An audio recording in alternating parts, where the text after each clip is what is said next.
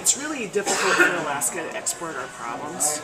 We're really great at exporting fish and oil and gas, Right. timber, and really crazy people. For news stories, Okay. reality TV. I know. I'll be candid. I've never watched any reality TV, so I didn't realize so much of it was here. It is? Okay. It's so much. It's scary. But, All right. Thanks. But we have a really hard time exporting our problems, like that we actually need help with. Like what's happening right now with, these three candidates who are like, if the fetus can live and the mom dies, then that's okay. Right. This is sort of like really extreme, and you notice, Aiken says, "Oh, women have a way of shutting that whole thing down," and it's like that's his tagline for the rest of his life. How do we export our these sound clips of our crazies and get people to say, look, this Senate race in Alaska or what's happening for women in Alaska is really, really important. Yeah. No, I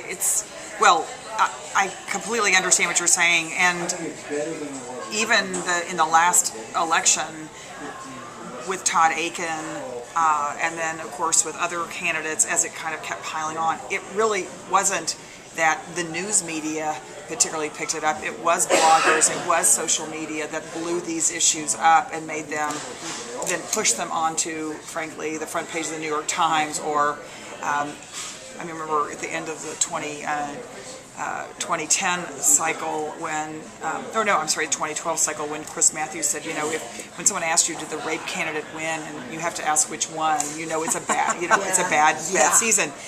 So I don't think any of that happens by accident, and I have become an enormous believer in the power of social media, particularly related to women's issues, because I think women's issues just frankly don't get much press anywhere anyway, except for folks like Erin, who is on MSNBC and is actually pushing them out. So I think not to put it back on the three of you, but I do think the role here of packaging and immediately sort of reporting on what's been said is critically important, and then others of us who maybe are not here day in, day out can really help push it out, because even it's not just exporting it, it's even just educating women within the state of Alaska about what these folks have said.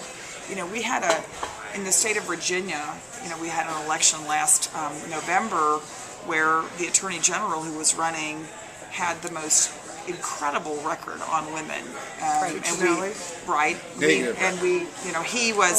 We called him the he was like Ken mandatory ultrasound Cuccinelli, because he really had made it was his claim to fame, but no one, women in Virginia, that wasn't like that's right by Washington, D.C. They've got a big media market.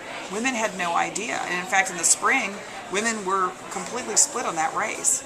It wasn't until a lot of education and memes and social media that finally women figured out what was going on with Ken Cuccinelli, and women ended up breaking 9 points in that race against him. And that's really, frankly, why Terry McAuliffe is governor today. So I do think that we can't underestimate how little people know, even in their own community, about the statements, and sometimes really crazy statements that folks have made. And sometimes it's hard to pick and choose. Maybe that's